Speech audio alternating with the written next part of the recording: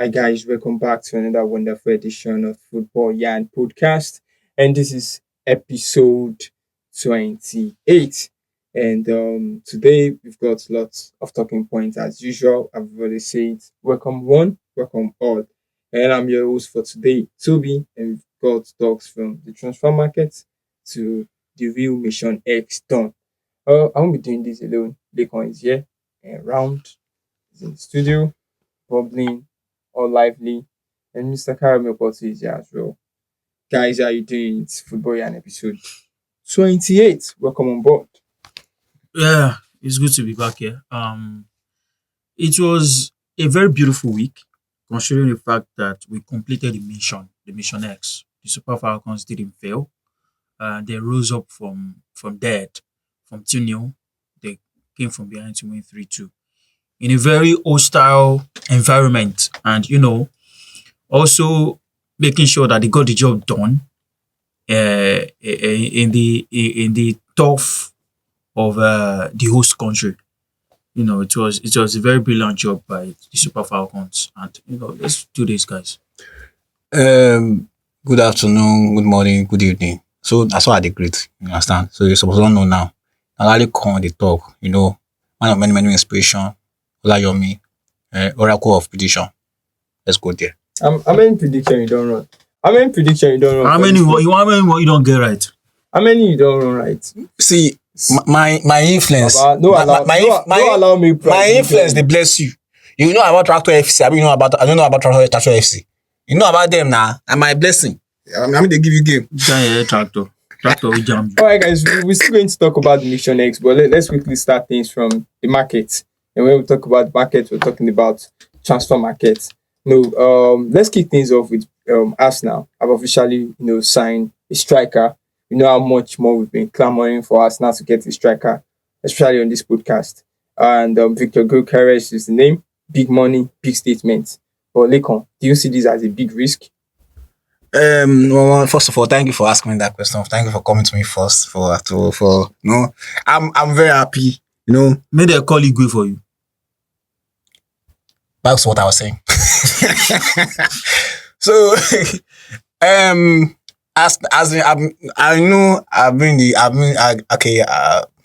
also one of the member on this podcast that has been clamoring for Arsenal to get a striker.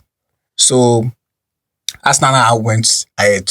They went to Portugal to sign Gyökeres, and they are happy. I don't know why they're happy. Someone that was in England that was not performing anything, that was not doing anything. For Brighton, they don't know up and down. Till he went to Portugal. So see what he was converting at Portugal. What he was converting 41 goals on targets, 41% of his targets. And you said, see, you can't even use Portugal League to compare the Premier League. This guy was not doing anything when he was here. Forget people that I don't know some people be saying when he was in commentary, he had 91 appearances and scored something goals. No, what are you saying? What Arsenal needed now was not. They didn't need him. I don't know why they went for him. I don't know why they went for. I don't know why. This guy, he can't play well with Arsenal system. That is not what they need. This guy cannot do anything. He left. He ran to Portugal. Really? I don't know why. Yeah, quickly, let me come to you. Thank you, Mr. Lekon. And that's Lekon for you, by the way. We're talking about the striker that has got 54 goals in 52 games last season alone. In Portugal. I mean that's a FIFA career mode number. I mean, it's fast, it's aggressive, it's press hard, can finish from anywhere. But here lies the big question: is this guy really Arsenal material? What do you mean by Arsenal material? Is he good enough for Arsenal? Yeah, is he good enough for Arsenal? When you want to look at it, is he better than what Arsenal have got? Yes. Does he have the goals in him? Yes. Can he deliver at the big stage? Yes. He's done that. He even did that at Sporting Lisbon. Got a lot of goals in the Champions League. and that was last season. Scored a lot of goals in the league. He might not have the kind of it might not be an easy start for him, considering the fact that he's switching clubs, but he's got the players that can create a lot of chances for him, and it looks like the guy that will convert to those chances. He's one of the best strikers in the world, no doubt. Scored about 64 goals in the whole of 2024 to 2025. Was the highest goal scorer. So he's got what it takes, and he's more than just an Arsenal material. He's better than what Arsenal have got at the moment. And I'm sure that Arsenal must have seen something special in him to have spent such a huge amount on him. So he has what it takes to hold his own at Arsenal. You are saying Arsenal sees something special in him. I don't know. See, this is same. I'm not attacking you. I'm not attacking you. I'm not attacking. Okay, let me say. I'm sorry. See, this is same. This thing that you all said when they all said when Jesus was coming to Arsenal. Jesus was coming to Arsenal. This guy, I like this guy. We see more potential in him. Like when he came to Arsenal, like he performed well, and he was awful. Injury upon injury. It's a different case. Because never in Gyökeres' career has he ever scored. This guy 64 goals. This guy cannot perform. 64 goals in a year. This guy cannot perform in England. He ran to support Portugal. He ran to Sporting Lisbon. You have to support Portugal. So Portugal. Are you comparing Portugal and EPL? What are you saying? Nah. What is now? He did it in the Champions League, right? What did he do in Champions League? He scored a lot of goals in the Champions League. How many goals did he score? He scored a lot of goals in the How Champions many goals did he score? He got a hat-trick against City. City was City. When he scored? City were City. When he scored? No, they were Town. City were Town. City were Town now. When he scored that trick. But honestly, I think Arsenal have gotten themselves a gem of a striker. Whether Arteta now, have the perfect plan for him, that's a different question entirely. But there's no doubt about that guy. He's going to score a lot of goals for Arsenal. He's definitely going to score a lot of goals. Honestly, I'm very positive about Gyökeres. He's going to score a lot of goals. If we're going to use the Portuguese yardstick to judge him, saying that he left England, went to Portugal to, went to Portugal because, what's it called? The competition over there is different from the one in England. But he's left England, developed well in Portugal, and now back in England to do what he couldn't do at Brighton. And don't forget, he was in his early 20s when he left. But now he has matured. Not every player, hit the ground running. How many years? Look, let me finish my point. Not every player in their early years hit the ground running. Some peak at 25. Some peak at 26. Some even peak at 27. And that is the peak years of strikers. 25, 26, 27. So he has what it takes, honestly. And I'm absolutely positive about him. And when Arsenal made that move happen, it took Arsenal to a different level. Now Arsenal are the frontrunners to win the Premier League. And if that doesn't happen, then there's a problem. Now he has addressed that role that we've been clamoring for years for him to address, but now he has addressed it. Even got some couple of players in. I'm saying this guy. So he got what he takes. And I'm saying this guy. Look, this is not his first time. Oh, yeah. Wait, sorry. This is my last statement for this story. I'll close this chapter. It's not the first time this guy will be that will play in this English. He played for Brighton. And they loaned him. He was invisible. He was a ghost. This guy is. I don't know why. Arsenal wait for him. Arsenal needs someone that's very, very aggressive, Someone that can score goal for them. And this guy is he lacks experience. Let me In ask Premier you. League, he lacks experience. I don't ask Leko any question, guy. Quickly, let's move on. This is about All right then. this is about 9 minutes. So, but talking you know about- that's not fair, talking right? about Gyökeres. And I quite feel it's not anyhow typical technical Arsenal player. I mean, it's got power, it's got peace, it's got energy. The big question, just like Ayo said, like is still going to lies in how Arteta fits this guy into playing with the likes of Odegaard, pulling streaks, and Saka cutting in. And there's this part. One more thing about interesting about Lekon talking about where this guy when he was playing. Coventry City are smiling to the bank as well. They are reportedly getting like 10% of sporting profits for a 1 million signing in part of the 64 million deal. I mean, But really though, well, if we are talking about technicality, right? Yeah. What are the technicalities? The players that have got the technical know-how at Arsenal, what have they got in Arsenal? Yeah. That lies the question mark. They have someone who can score the goals, and we are talking about technicality. What do you need technicality for when you have a striker that can score the goals? Fingers crossed. Is this going to be another Higuain moment waiting to happen? Guys, let us know in the comment section.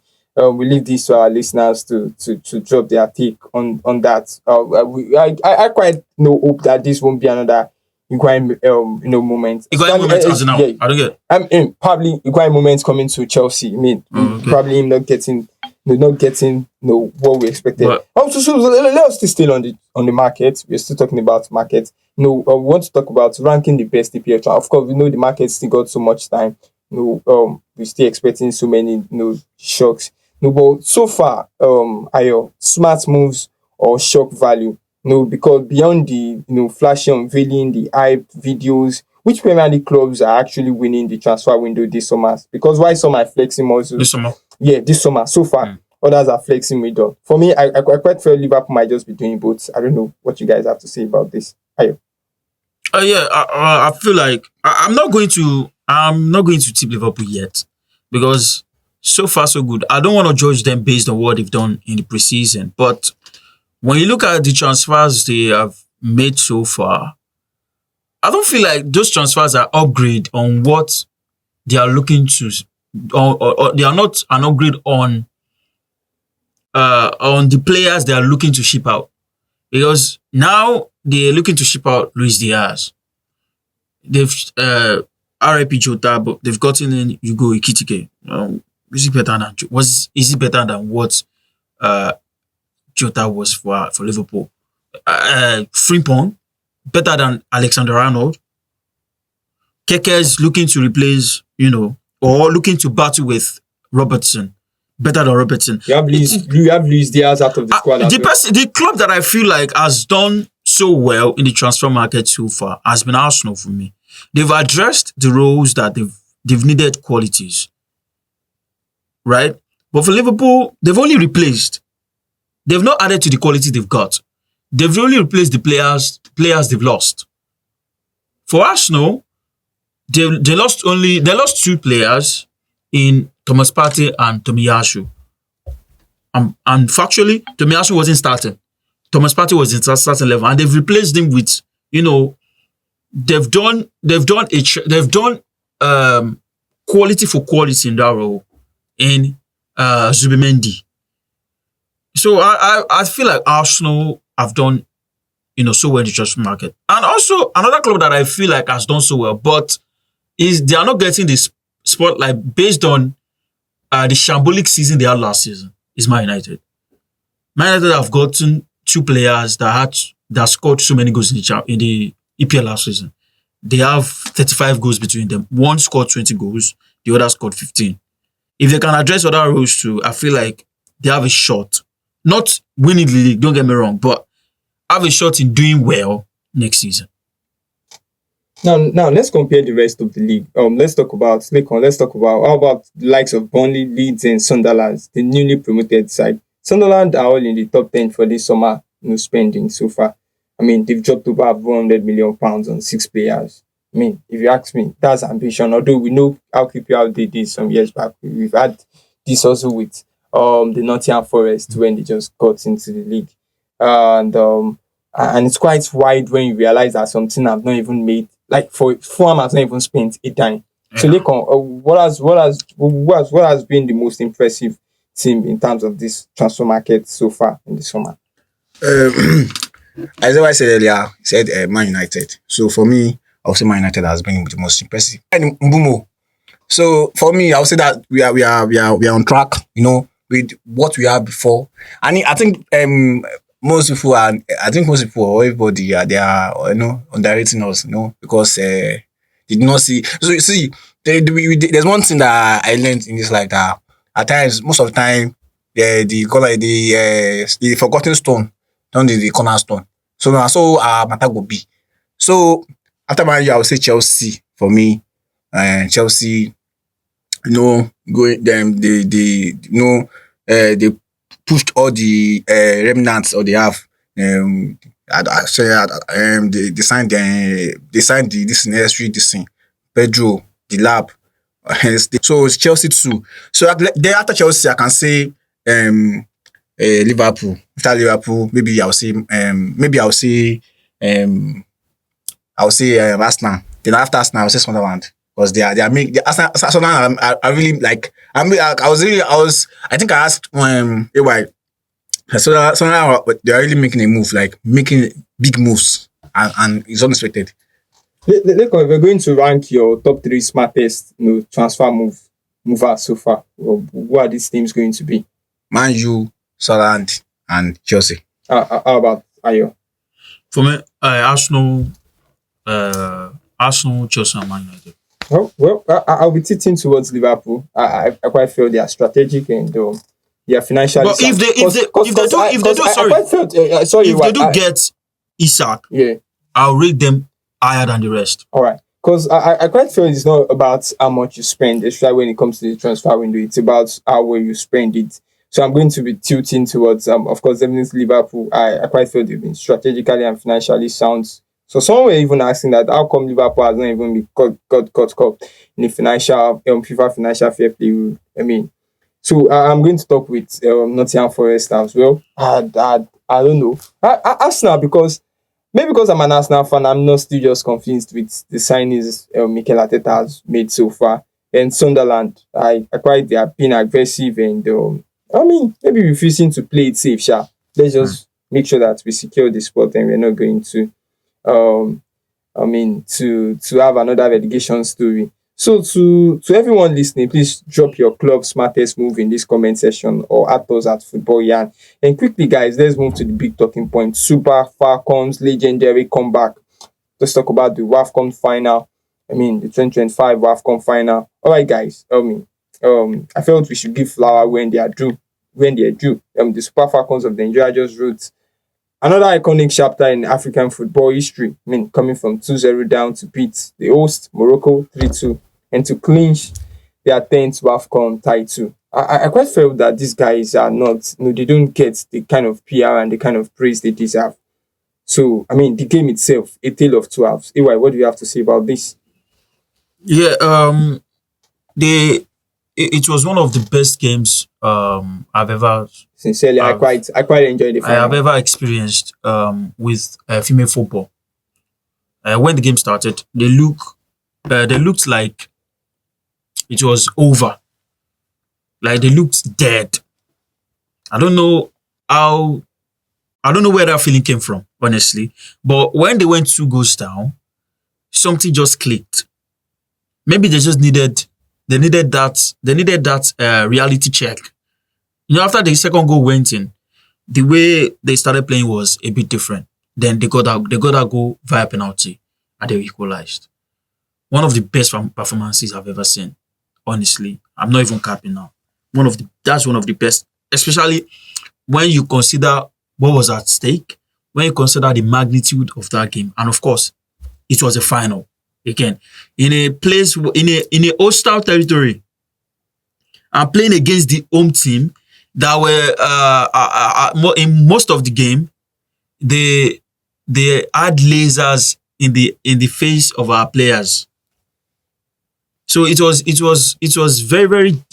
a very, very difficult game, which they won, and kudos to them. And hopefully they get what they deserve, because that's where the problem is. I didn't need to say that, but I'm going to say it. I hope that they are giving what they actually, they actually deserve. Akon, This is what we call amotada. No, there's no uh, press conference talk. No, no, we see it and we do it. You know, watching that game, I was very I was there though at that first half because I was like, oh, this game we don't fuck up, we don't beat us already. So, but second half it was like something just transformed and it just clicked. Something just clicked, and I think Morocco gave us that game, sha, in a way because I felt like Morocco after considering after they scored the second goal, I felt like they changed. They went on defensive this side immediately. I felt like it was too early for them to go, but something clicked.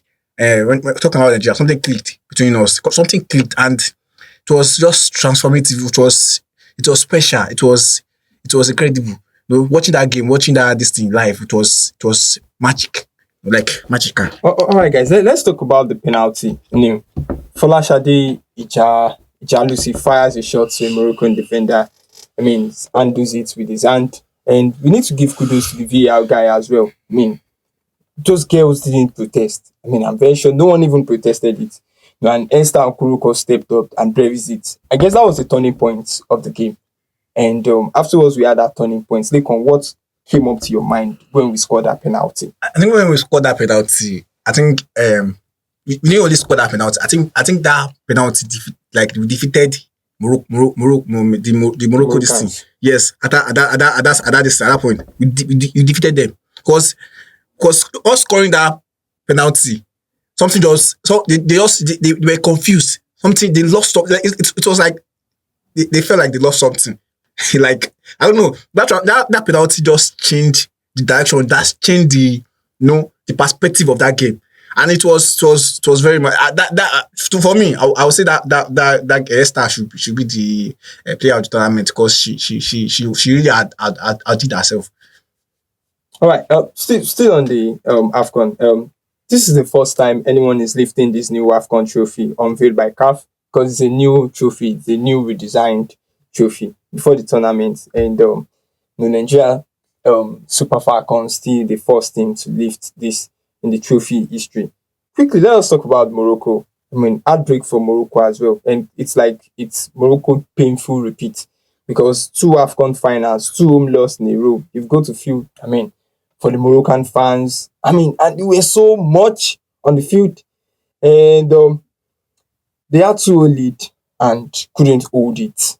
What do you think they did that was bad? I quite felt the chances they saw in the first half when there was a counter attack on the Super Falcons, and I've forgotten the player name now. Just play the ball just wide. I felt if they had the third goal, probably they would have cemented the game. AY, what did the Moroccans fail to do? First of all, in the final, everything is possible, and if you're 2 goal up, you're supposed to manage the game. I thought the manager could have done better than what she did. You are 2 goal up. What do? You manage the game. Well, that is where game management comes in. You don't keep on attacking. After they went 2 goal up, they were still pouring out. They kept on attacking. I'm not saying you don't attack when you're leading, but when you have an healthy lead like that, you have to be a little bit pragmatic. You have to sit back, then hit your opponent on the counter. That is what you do. When we got that first goal, when the game was 2-1, the Moroccans were nervy. They were scared. You could see it in their faces. They knew something was going to happen, right? And we got the second goal. And they got into, the situation went from bad to worse for them. What they could have done, sit back. It's a final. You don't want to get yourself in a situation where, because football is so much psychological. When you are in a final like that, and you're playing against an experienced side who has before that final has 9 titles, they have what it takes to get the game over the line. And for you that you lost the previous edition, you're playing another final. It is psychological. I thought it was a psychological game, and they lost. There was nothing they could have done more than, when the game was 2-0, guys, what do we do now? Let's sit back. Let's eat them on the counter. But they kept on attacking, and, we have what it takes to hurt them. And don't forget, every game in this tournament, I think the third game when we had already qualified, we scored. We had scored in every game. We had what it takes to hurt those guys, but the coach failed to manage the game well. All right. Quickly. Talking about that, it's so obvious that the final wasn't just a great comeback. It showed the growth of the Super Falcons, and especially the women's game in Africa. I mean, I was surprised how packed the stadium was, probably because it was a final. And we need to give kudos to the Super Falcons manager as well. I beg your pardon. Ogi Vidal. That's his name. Oh, okay. So now Super Falcons are the queens of the continent, no doubt about that. Of course, haven't accomplished the mission X, but Morocco, South Africa, they are coming. Take it or leave it. The gap is getting smaller. What do we need to do to keep this dominance? Are you asking me? Yeah, I'm asking you guys. What was the question again? I'm sorry. So what do we need to do to keep this dominance? Of course, winning the 10. But these guys are coming close because they're already giving us a run for our money. They are not. When you look at the amount of times you've won this trophy, the only country that comes close. That, apart from the fact that another thing I saw from that game personally, I saw that Azizat Oshoala, she coming into that game when we scored the second goal. The Moroccan defender, Benzina, they were all targeted. They all targeted Azizat. And I think she had the whole attention. I don't know how much of threat that could have been. Of course, we've got the players, they've made the names. So what I'm saying is that sooner or later, the Morocco side, the South Africa side might have a player. Yeah, we'll catch up. Or we have a player. We have a player that is big like that. The beautiful thing. The beautiful thing is that throughout this tournament, Azizat was more or less uninvolved. Don't let us lie to ourselves. Wait, I'm talking about. No, I'm going somewhere. Yeah, I'm just talking about. I'm going somewhere. What I'm saying is, of course, if you see the second goal, you see that they were crowd. It was as if we just need to stop this guy. I'm going somewhere. All right. In this tournament, our best player, even in the last 2 years, has not been Azizat Oshoala. Of course, it has been Ajibade. No doubt. That's been our best player. But when you're big, in this tournament, she has been more or less uninvolved. Even when she came on, she had little or no impact. No, I quite disagree with that. Come on, I'm making my point. You asked me a question. I'm trying to make my point. Let me get to where I'm going. She had little or no impact. In that game, it was Okoronkwa and Ajibade. And also, the whole defense stood up. And the keeper, of course, she had a very, very good game. The mistake they made was targeting the player that, that going into this tournament was not our best player. That's the mistake. Nigeria are moving on from the era of Azizat. I think that is what people are failing to see. We are moving, because if you look at the crop of players we have now, they're in the age bracket of 24, 23, 22. Ajibade is in our 24, 25. So we are moving on from that era. We are moving on to the Ajibades of this world. That is why now the captain of the national team is Ajibade, and she's just in her 24, 25. So they might catch up, not because of the quality that we have, but because of the development of our football. Because of the preparations, not because of the personnel. The personnel is not the problem, but development is where the problem is. Will the NFF put the things that these players will need in place? With the preparations start well, and of course, with the players be given what they deserve, not the stories of, because at the end of the day, if the players are not paid well, or they are owed wages or whatever, it will affect them psychologically. That is where the on-pitch issues starts from. Because when issues off pitch affect them, it will tell when they are supposed to deliver on the pitch. So it is not about the players. It is about the what's it called? It's about NFF doing what they are supposed to do. All right, guys, Super Falcons made history. Morocco gave us a thriller, and WAFCON continues to rise. We leave our listeners to drop your player of the tournament and your favorite moment from the final. We'll still talk about these as we get your feedbacks on this. I don't know if you have any parting shots, and can you make one parting shots? That's our package for episode 28. Good one for Nigeria. I was like, it was a dream come true. So I said, I saw someone said mission impossible. Mission is impossible. Hi guys, it's good to be back here again, and it was so good to talk about the Falcons, and they did us proud. Don't forget, and this is a cry to the governing body. Please don't hold them anything, and if anything they are owed, please pay up, because these ladies, they how would I put it now? They gave everything that was possible in that final. Their last breath and their last blood, they gave it to Nigerians, and they made sure that they got the 10th WAFCON.